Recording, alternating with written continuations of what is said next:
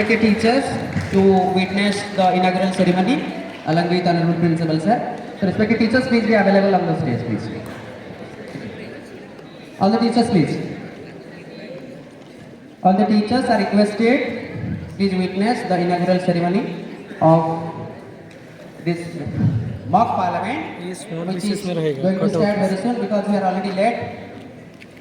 So we think some of the departments will have to skip if the time doesn't allow. But somehow, the students, as I have already done the briefing of this particular event, in this connection, I would like to request the chief architect of OAB Jantaribal, our honorable principal sir, to light diya and inaugurate the function.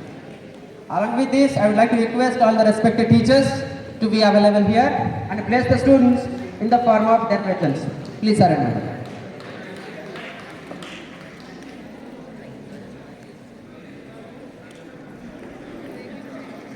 So all the students, please stand up a few minutes because this is the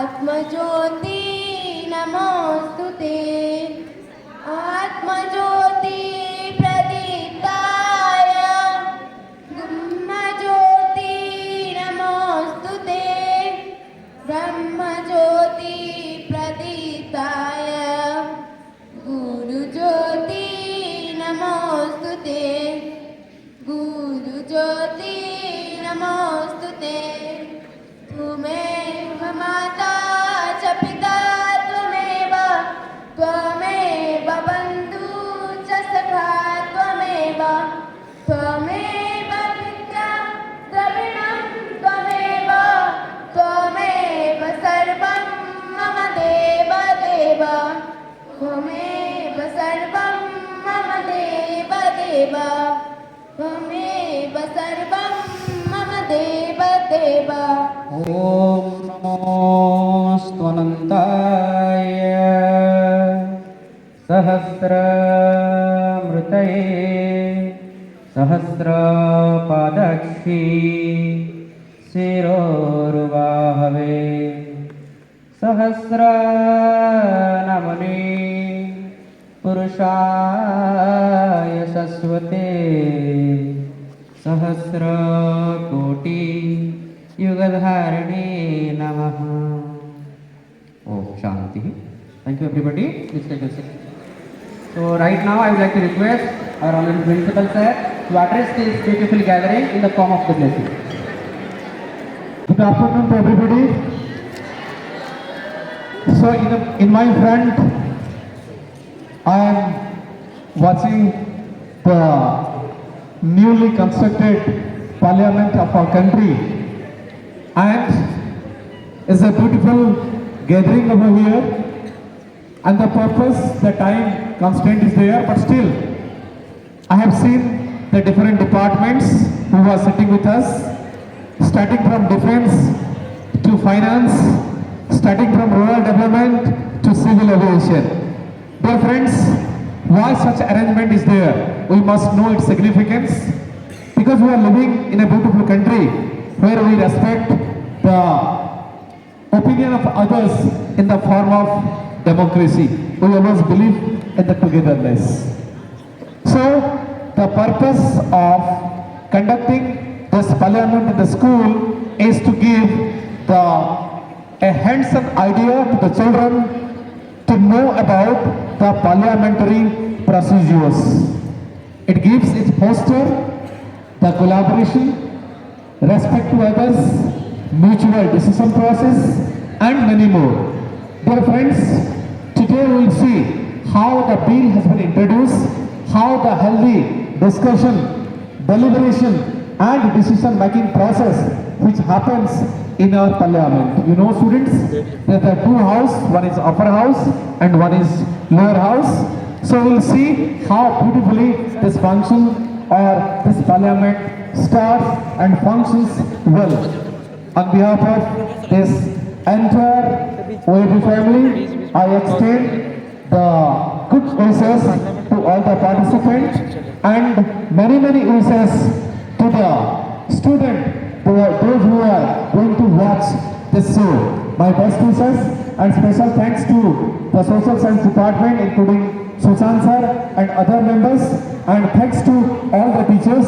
They are extending their helping hand, for which we all can able to see, observe, and we can evaluate the performance of the student, the way they act, the way they interact, the way they participate in the healthy discussion. Everything we'll see, and I am learning from you many more. Wish you a good day. Thank you all. Thank you so much, sir. So I will request Honorable Sir to witness the program. Please be part of the program, sir. So I hope all the members are ready. Yes, the ruling party.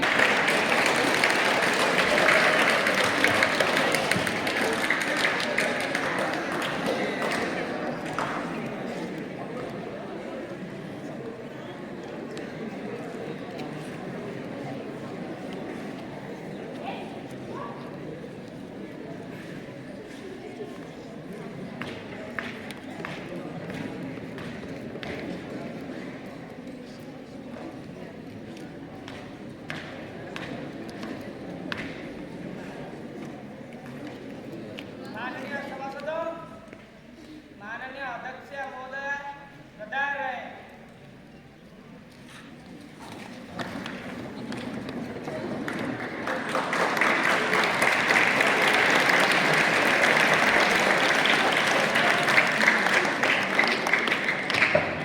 Members, kindly take your seats. Honorable members, this is the new inaugural and historic session of the Youth Parliament.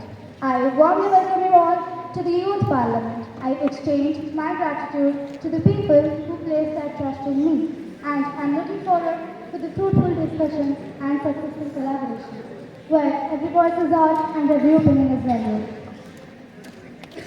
Honorable members, esteemed guests, and fellow citizens, let us pay respect to our beloved nation. Members, please join with me in singing our national song. Kindly take your position.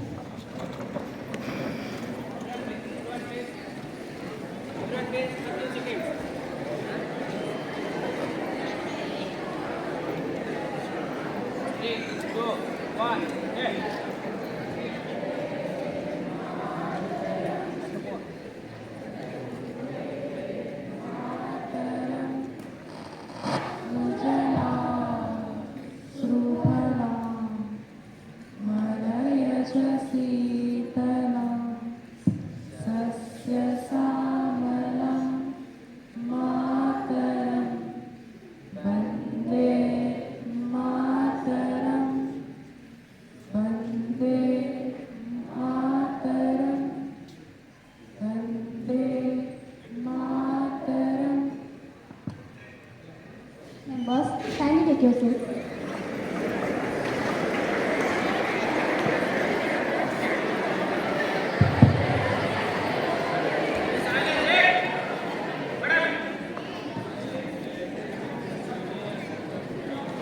Honorable members, we will move forward to the next section.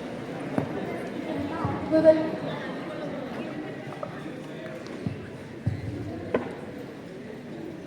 Honorable members, we will move forward to the next motion. Next motion is oath or affirmation taking ceremony. Respected Secretary General, please. धन्यवाद अध्यक्ष महोदय। Mr. Rashtra Sahu, Shivani Priyadarshini Sahu, who stand elected from Agra constituency of Uttar Pradesh and Bilaspur constituency of Chhattisgarh. Now they will take oath or affirmation. Now it is the turn of Mr. Rashtra Sahu.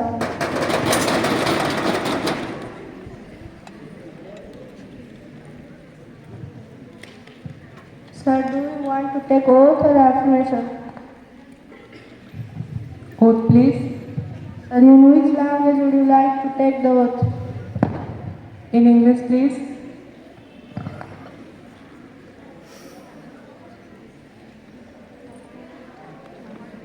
I, Rashwat Sahu, from Agri constituency of Uttar Pradesh, having been nominated as a candidate to fill a seat in the House of the People, do swear in the name of God and solemnly affirm that I will bear true faith and allegiance to the Constitution of India, as by law established, and that I will uphold the sovereignty and integrity of India.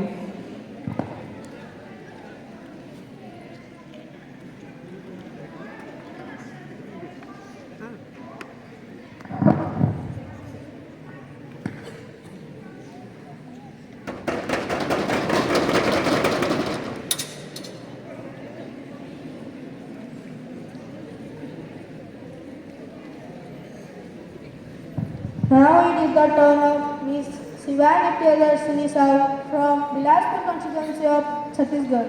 Miss Shivani Priyadarshini Sahu, please.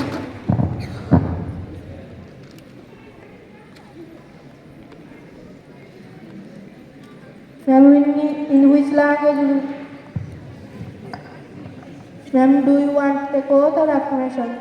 Oath, please. Ma'am, in which language would you like to take the oath? Hindi, please.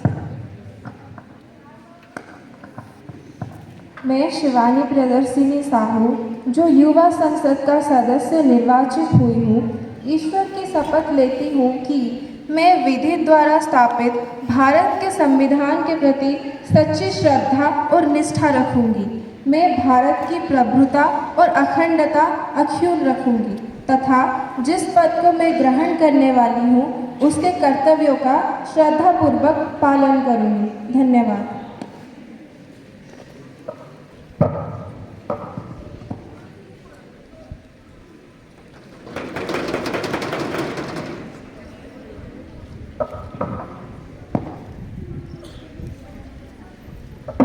Thank you, Secretary General.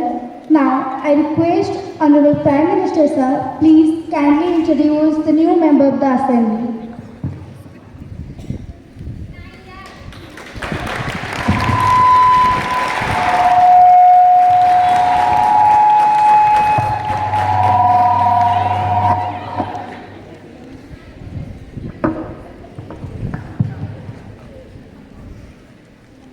धन्यवाद honourable speaker madam. तो हमारे पास दो नए members हैं। पहले हैं Agra constituency Uttar Pradesh से mister Rashad Sahu,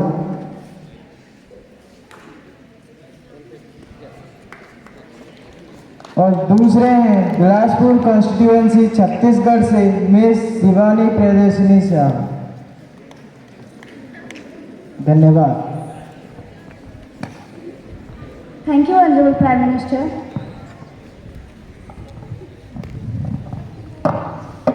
मुझे ये बहुत दुख के साथ कहना पड़ रहा है कि हमारे बीच एक महान व्यक्ति नहीं रहे। टाटा समूह की पूर्वतन अध्यक्ष माननीय रतन टाटा जी, वो टाटा समूह को एक नई मुकाम पर ले पहुंचे थे और भारत उद्योग समाज में एक नई पीढ़ी की शुरुआत की थी। रतन टाटा जी, he was a man of calm and kindness. Now I request, मैं माननीय राष्ट्रपति महोदय से रिक्वेस्ट करती हूँ कि वे इस बात पर अपनी खेद प्रकाश करें।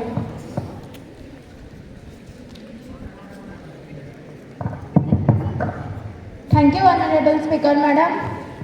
माननीय अध्यक्ष महोदय, मैं आप और सदन के नेताओं के द्वारा अर्पित किया गया इस श्रद्धांजलि में खुद को भी शामिल करती हूँ। आज हम एक महान नेता, एक सच्चे देशभक्त और एक अद्वितीय व्यक्ति को श्रद्धांजलि देने के लिए एकत्रित हुए हैं, जिन्होंने हमारे देश पर एक अमिट छाप छोड़कर गए हैं। Ratan Tata is a name synonymous with excellence, integrity and philanthropy. Tata समूह के पूर्वतन अध्यक्ष महान रतन टाटा एक उद्यमी, दानशीलता और करुणा के प्रतीक थे। उन्होंने अपने जीवन काल में टाटा समूह को नई ऊंचाई पर पहुंचाया और भारतीय उद्योग जगत में एक नए युग की शुरुआत किए। उनके नेतृत्व में टाटा सन्स ने कई बड़े सफलताएं हासिल की, जैसे कि scientific collaboration of Land Rover Jaguar with Tata Motors, Corus with Tata Steel and Italy with Tata Steel. उन्होंने टाटा नैनो जैसी कई बड़े अभिनव परियोजनाओं के माध्यम से यह साबित किया कि एक सस्ती कार का निर्माण संभव है। उनके असाधारण योगदान के लिए वो अनमोल है। वे सामाजिक जिम्मेदारी को बढ़ावा देने में एक महत्वपूर्ण व्यक्ति थे। उनके इस प्रकार असाधारण योगदान के लिए उनका सन 2000 में पद्म भूषण और सन 2008 में पद्म विभूषण जैसे भारत के कई बड़े अवार्ड से सम्मानित किया गया था। जैसे कि हम टाटा जी के सादगी भरे जीवन और विरासत को याद करते हैं, आइए हम उनके मूल्यों, सिद्धांतों और उपलब्धियों से प्रेरणा लेते हैं। आइए हम उनके उत्कृष्टता के प्रति प्रतिबद्धता, उनके देश निर्माण के प्रति जुनून और हमारे लोगों के कल्याण के प्रति उनके समर्पण को अपनाने का प्रयास करेंगे। In order to conclude this, I want to draw the attention of Honorable Speaker Madam and respected members of Parliament towards the inspiring quote that showcases Ratan Tata's wisdom, leadership and vision towards making India a perfect country. Is that Ratan Tata, जो कि सिर्फ अपने नाम से नहीं अपने काम से भी रत्न जैसे मूल्यवान थे। रतन टाटा जो कि सिर्फ अपने नाम से नहीं अपने काम से भी रत्न जैसे मूल्यवान थे। धन्यवाद। Thank you, Honorable respected President Ma'am. Now, I request Prime Minister Sir, please show your emotion of sorrow. माननीय अध्यक्ष महोदया, हमारा देश भारत एक प्रगतिशील देश है। भारत अपने उद्योग जगत के लिए विश्व प्रसिद्ध है, लेकिन दुख की बात यह है कि भारतीय उद्योग जगत के शीर्ष पुरुष, अति विनम्र, एक सच्चे लीडर आज हमारे पास नहीं रहे। भारत माता ने अपने एक वीर सपूत श्री रतन टाटा जी को खो दिया है। मुझे यकीन है कि इस देश में ऐसा कोई नहीं होगा जिसने टाटा उत्पाद का प्रोडक्ट यूज ना किया हो। नमक से लेकर मोटर गाड़ी तक हर जगह टाटा मौजूद है।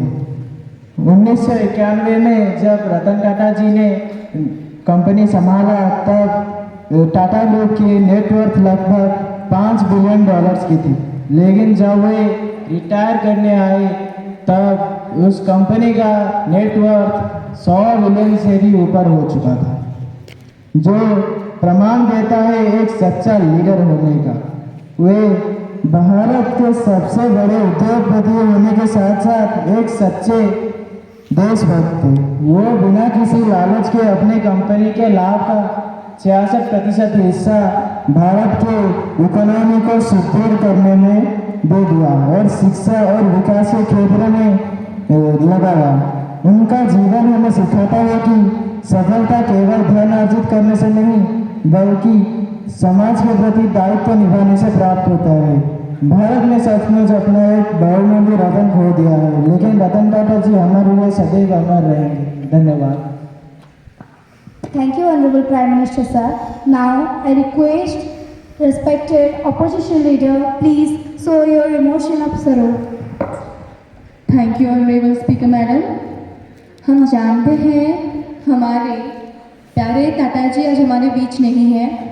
जैसे कि आपने प्रेसिडेंट मैडम ने और प्राइम मिनिस्टर सर ने कहा, वो एक बहुत ही बड़े अच्छे इंसान थे।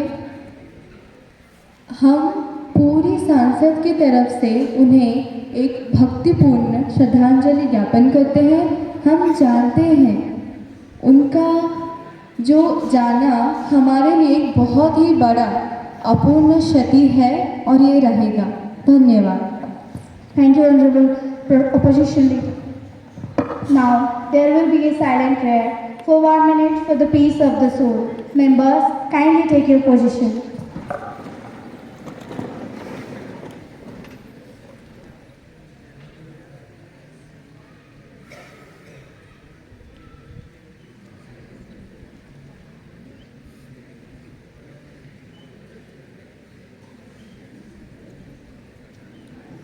Om Shanti, Shanti, Shanti. Members, kindly take your seat. Now, Assembly will suspend for 1 hour for the peace of the soul. Assembly suspended. This is the time of question hour in the house. As we all know that question are two kind of, star and on-star question. First, we will move forward to the star question. Question number 777, Pragalip Sahu from the opposition, please. माननीय अध्यक्ष महोदय, today I rise to discuss the crucial aspects of our nation's development, sports. हमारा प्यारा देश भारत, जो कि विकासशील देशों में से एक है और हमारे भारत में कई क्षेत्रों में बहुत ही आगे निकल चुका है, पर अफसोस की बात यह है और बहुत दुख, दर्द और पीड़ा के साथ मुझे कहना पड़ रहा है कि हमारे भारत में स्पोर्ट्स के मामले में बहुत ही पीछे रह चुका है और इसके पीछे कई सारे रीजन्स हैं। जैसे कि आप खुद ही देख लो, भारत में स्पोर्ट्स के मामले में एक उज्जवल भविष्य का सपना देख रहा है, पर दुख की बात तो ये है जनाब, अगर हम भारत के विभिन्न विद्यालयों में जाए तो उधर स्पोर्ट्स इक्विपमेंट्स की बहुत ही बड़ी कमी देखने को मिलेगी और जितने इक्विपमेंट्स होते भी है, कोई टूटा तो कोई फूटा। इस पर आप क्या कहना चाहेंगे माननीय स्पोर्ट्स मिनिस्टर जी? इतना ही नहीं, अभी और सुनिए, और बच्चे जब स्कूल में 7-8 घंटे पढ़ते हैं तो उनको भी तो रेस्ट की ज़रूरत होती है जनाब। इसके लिए सरकार ने स्पोर्ट्स क्लासेस की बात करवाई है, तो आपकी जानकारी के लिए मैं ये बता दूँ कि सुने का मतलब है कि इसके लिए कबीर का एक दोहा है, वही सुन लीजिए।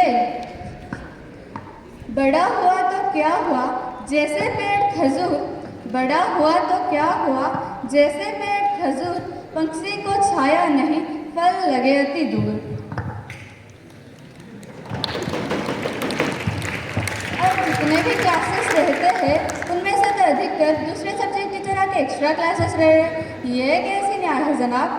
इधर सरकार की योजनाएं क्रिकेट के मैदान पर रन बनाने के लिए नहीं, अपनी वोट बैंक को बढ़ाने के लिए है।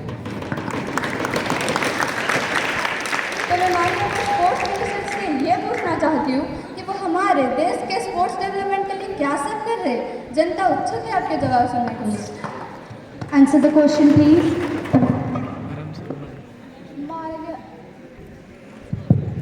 माननीय अध्यक्ष महोदय, ये जो समस्याएं हैं, जो कि इक्विपमेंट्स की कमी या स्पोर्ट्स क्लासेस की कमी, ये हम भी समझते हैं।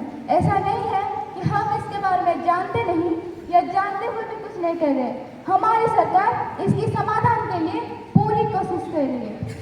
माननीय सदस्य जी, हमारी सरकार ने स्पोर्ट्स इंफ्रास्ट्रक्चर, स्टेडियम कंस्ट्रक्शन और स्पोर्ट्स एकेडमीज में पूरे 1000 करोड़ से भी ऊपर खर्च कर चुकी है और इसके बावजूद ग्रासरूट स्पोर्ट्स डेवलपमेंट को प्रमोट करने के लिए इनिशिएटिव्स भी लॉन्च किया है और यंग एथलीट्स के स्किल्स को बढ़ावा देने के लिए उनको अपॉर्चुनिटीज भी दी गई है ताकि वे राष्ट्रीय और अंतर्राष्ट्रीय लेवल्स में कम्पीट करके हमारे देश के लिए ग्लोरी ला सकते हैं। और इतना सब के बावजूद भी आप बोल रहे हैं कि हमारी सरकार ने क्या किया है। हमारी फोर्स से बहुत अच्छा रिजल्ट भी मिला है।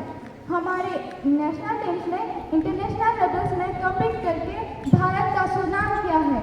हमारे इंडियन टेनिस टीम ने पूरे विश्व में 23rd रैंक में आया है।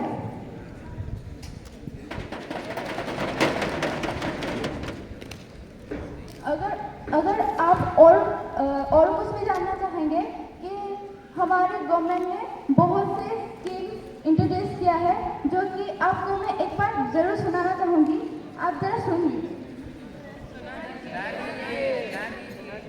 हमारे गवर्नमेंट ने NCOE, STC, खेलो इंडिया, राजीव गांधी खेल अभियान, national sports talent contest, national sports development, army boys sports company और इसके जैसे कई स्कीम्स इंट्रोड्यूस किया है और सबीरा है, कुछ मैनी और मनु भगत जैसे कई खिलाड़ियों ने भारत के लिए ग्लोरी लाए हैं।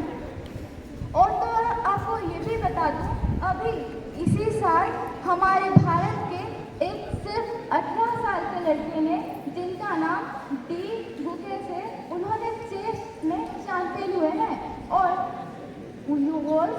यंगेस्ट हैं।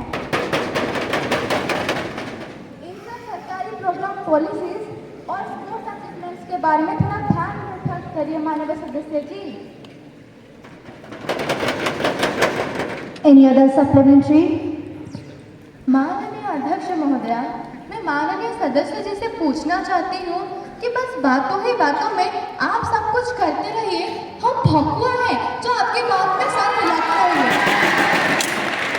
अरे अगर सच में कुछ सबूत है तो ही मैदान में उतरिए, वरना जाके घर पे चाय पीजिए। माननीय अध्यक्ष महोदया, मंत्री जी इसके साथ साथ ये भी तो बताते जाइए, विनेश फोगाट के साथ जो हुआ उसका जिम्मेदार कौन? खुद विनेश फोगाट या हमारी गिरी हुई सरकार? Follow up the question, please. माननीय अध्यक्ष महोदया, मैं हमारे माननीय सदस्य जी के इस प्रश्न का उत्तर कुछ ऐसा देना चाहूँगी। देखिए, अनुशासन तो अनुशासन होता है, हम उसका क्या करें? उसका पालन करना तो होगा ना। उसका पालन करना हमारा कर्तव्य जो है, हमारा जिम्मेदारी जो है, और हम सब यानी कि वो मैं हो सकती हूँ, आप हो सकते हैं, ये भी हो सकते हैं और वो भी हो सकते हैं, हम सब इसमें बंधे हुए हैं, है कि नहीं? है? पर हमें जब लगे कि अनुशासन जब लोगों के हितों के काम ना आए तो उसे बदलना चाहिए, और हम उस चीज में पहले से ही खेत प्रकाश कर रहे हैं। आप थोड़ा सब्र तो कर लीजिए।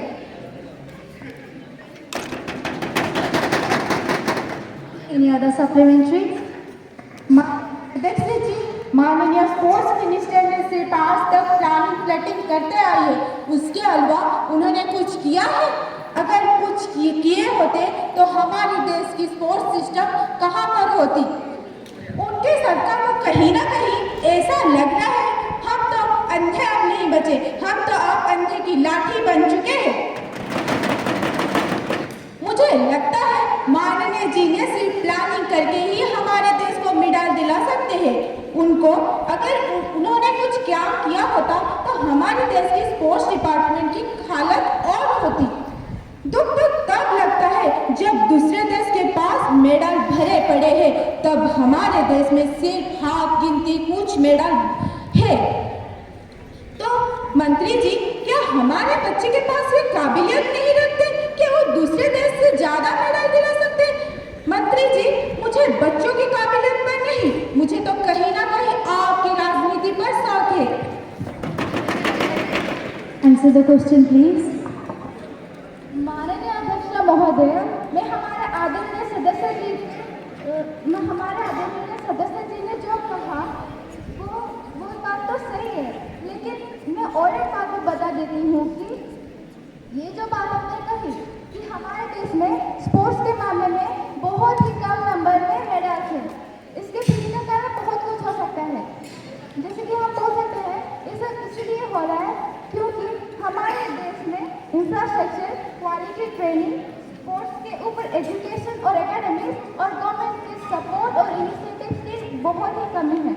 और इसके समाधान के लिए हमने क्या किया है वो सब मैं आपको पहले ही बोल चुकी हूँ, पर आपके जानकारी के लिए मैं फिर से दोहराना चाहूँगी कि हमारे गवर्नमेंट ने स्पोर्ट्स एकेडमीज डेवलप किया है और स्पोर्ट्स एजुकेशन और अवेयरनेस को प्रमोट किया है, और तो और इंटरनेशनल लेवल्स में कम्पीट करने के लिए योगा एथलीट्स को अपॉर्चुनिटीज भी दी गई है, और एथलीट्स को सपोर्ट करने के लिए कोचिंग, ट्रेनिंग फैसिलिटीज और मेडिसिनल सपोर्ट भी दी गई है।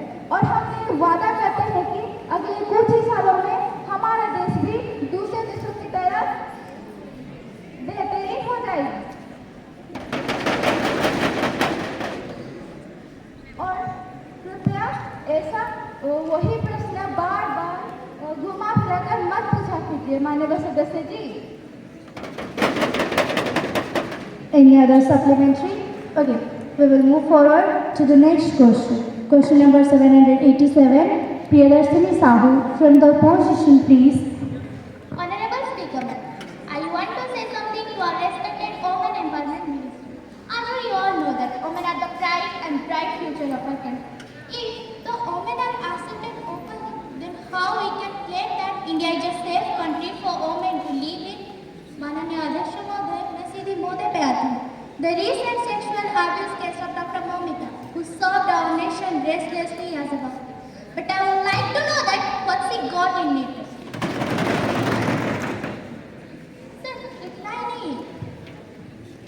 सिर्फ इतना ही नहीं, मोमिता के साथ जो भी हुआ, अगर ऐसे होता रहेगा, क्या हमारा नारी आगे बढ़ेंगे? जब हमारा नारी आगे नहीं बढ़ेंगे, तो हमारा देश कैसे आगे बढ़ेगा? माननीय अध्यक्ष महोदय, मैं हमारा वुमेन एम्पावरमेंट मिनिस्टर से ये जानना चाहती हूँ, वो हाथ पर हाथ रख कर बैठे रहेंगे या फिर कुछ करेंगे?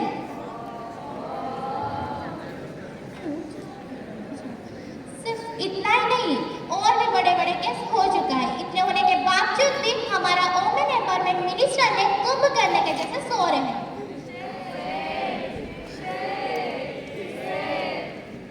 उन्हें तो सोना आदत पड़ गया है, वो क्या करेंगे? Address the question, please. Honorable Speaker Madam, I would like to answer the question asked by my opposition humbly.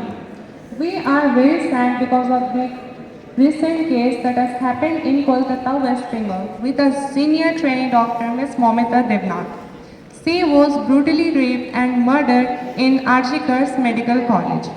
हमारी संस्कृति के अनुसार नारी लोगों को देवी का स्थान दिया गया है और हमारा यह कर्तव्य बनता है कि उनको सशक्त करें और उनको सुरक्षित रखें. हम नारी लोगों को सशक्त करने के लिए हर दिन एक कदम आगे बढ़ा रहे हैं. उनको सुरक्षित रखने के लिए हम हमारा पूरा कोशिश कर रहे हैं. रेप जैसे हीनियस क्राइम को रोकने के लिए हम बहुत सारे इनिशिएटिव्स भी ले चुके हैं. आप जानना चाहते हैं हम क्या क्या इनिशिएटिव्स लिए हैं? तो बता देता हूँ.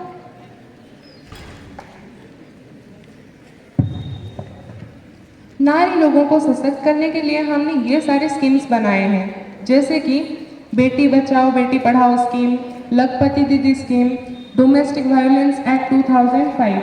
सिर्फ इतना ही नहीं, और भी बहुत सारे इनिशिएटिव्स ले चुके हैं हम.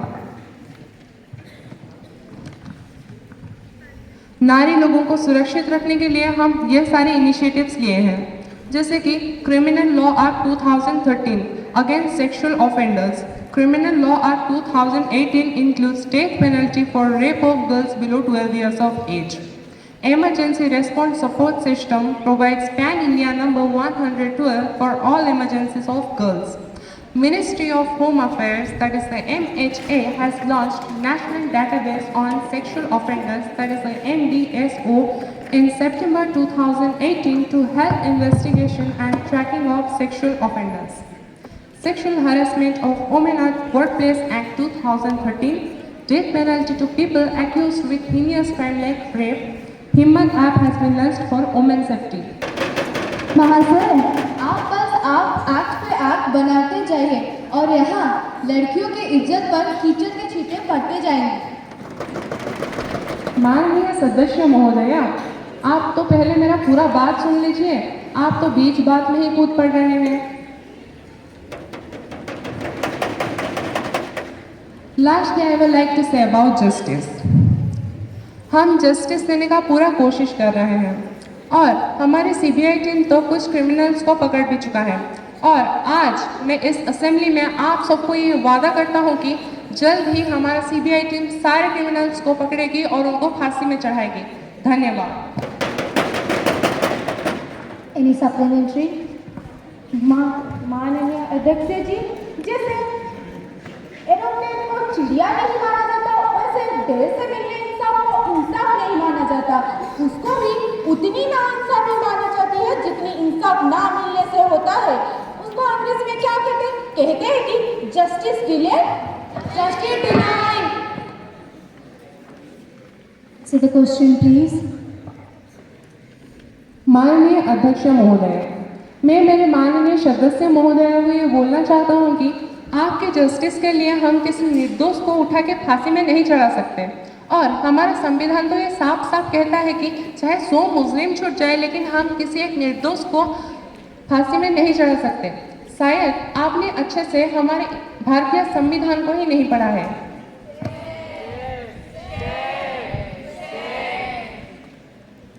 Any other supplementary? माननीय अध्यक्ष जी, मुझे लगता है मेरे मित्र पर ये डायलॉग बहुत अच्छा है। रस्सी जल गई लेकिन बल नहीं गया। तो आपको बताना चाहती हूँ, उन्नो, हाथरस, निर्भया, शक्तिनी, मणिपुर, अब कोलकाता, कुछ रजिस्टर तो कुछ अनरजिस्टर केसेस पे केस रोज होते हैं। लेकिन हमारी सरकार वो तो बस एक्ट बना रही है और कितना इम्प्लीमेंट करेगी ये तो हम देख ही लेंगे।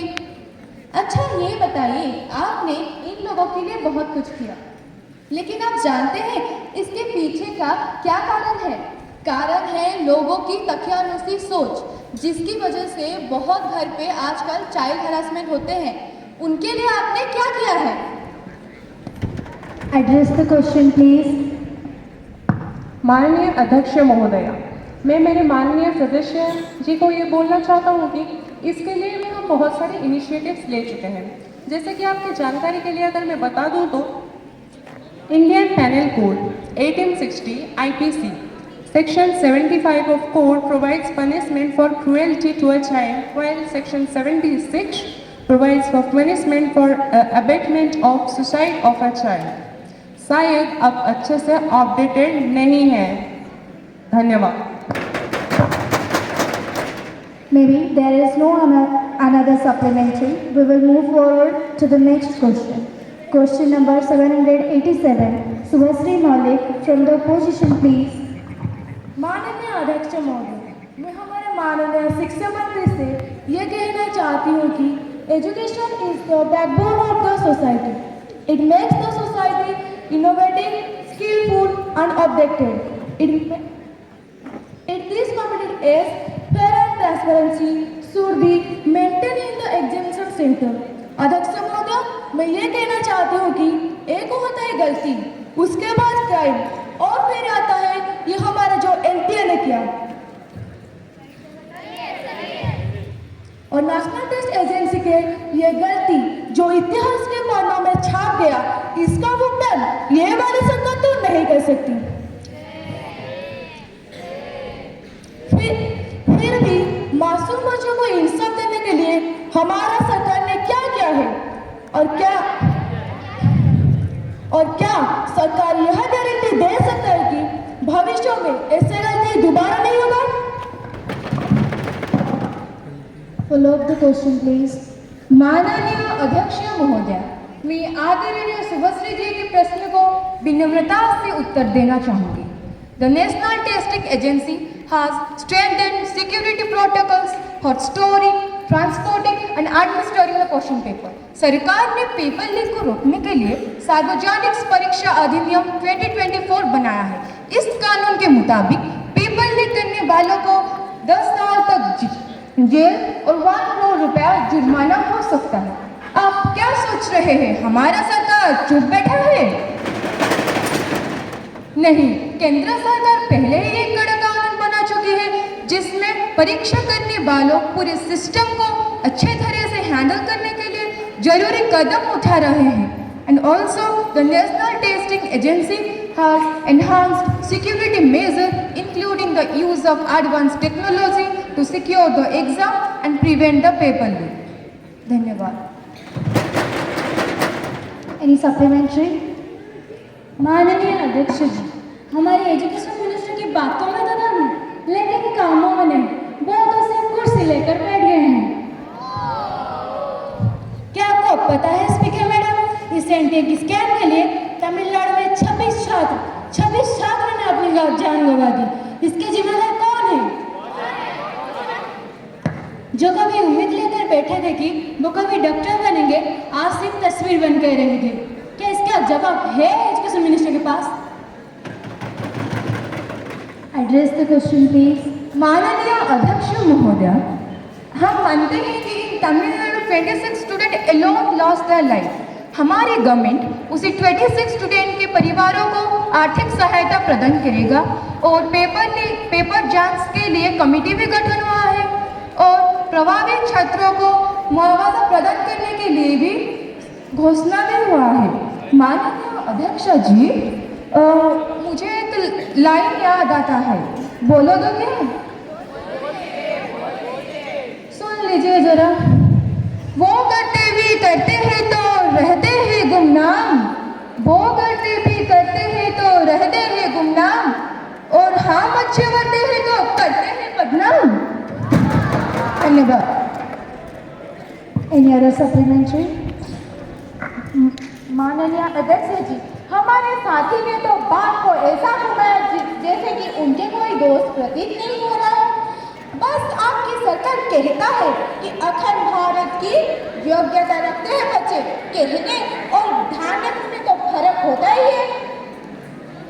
अरे आपके आर्थिक सहयोग प्रदान करने से क्या वो बच्चे लौट कर अपने पेरेंट्स के पास चले आए? जरा हमारे पास तो राजनीति में ना लेकर जरा गंभीर में उन बच्चों के बारे में जरा सोचिए जिन्होंने एक दिन डॉक्टर बनने के लिए स्वप्न देखी थी, लेकिन आपकी कुछ प्रिविलेज बच्चों के कारण वो कटअप इतना बढ़ गया कि उन बच्चों का कॉन्फिडेंस टूट गया। और आप बता रहे हैं आपने कुछ नहीं किया। अरे उन बच्चों का विश्वास हट गया है आपके सो कॉल्ड एनटीए के ऊपर, आपके एजुकेशन डिपार्टमेंट के ऊपर और आपके